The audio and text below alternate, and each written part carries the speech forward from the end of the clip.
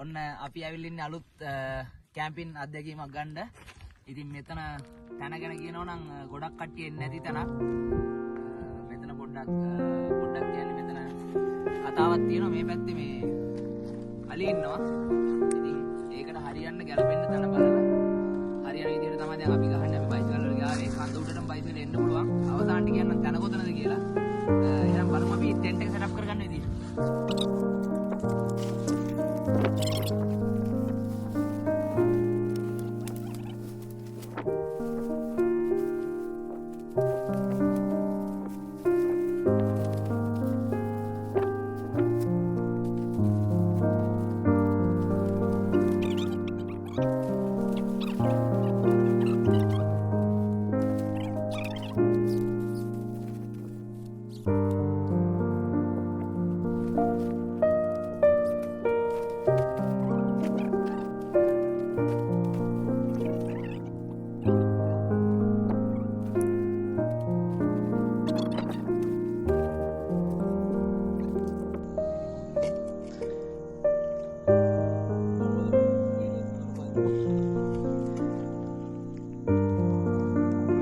අපේ චෙෆ් තමයි ඉතින් දූල්සාන්.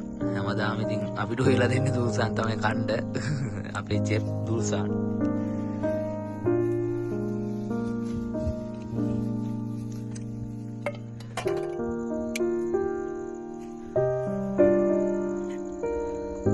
රංජිත් ඉන්නවා.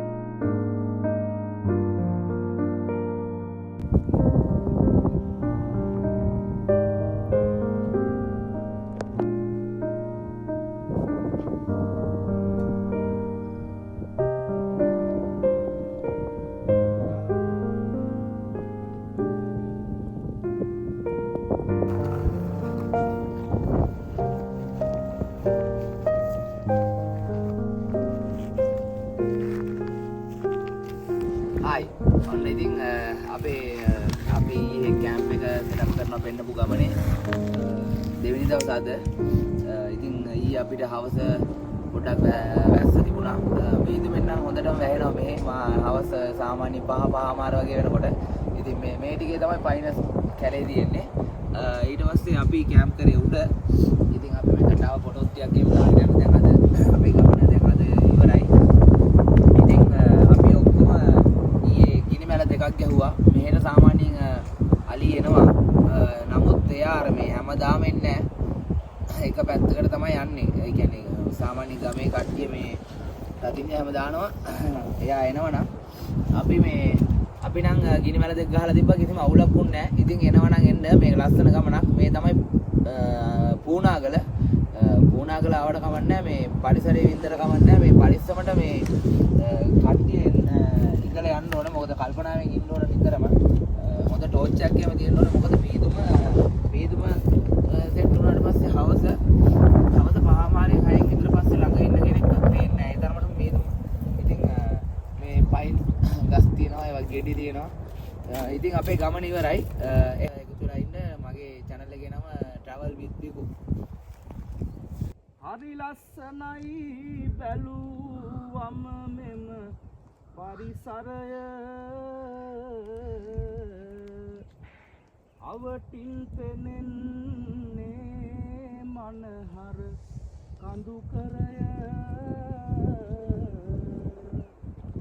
ගත බබලෙනවා මේ මහ පොළොව පළබරය දෙවිඳුනි රැස දෙන්න මේ මහ ලක් දෙරණ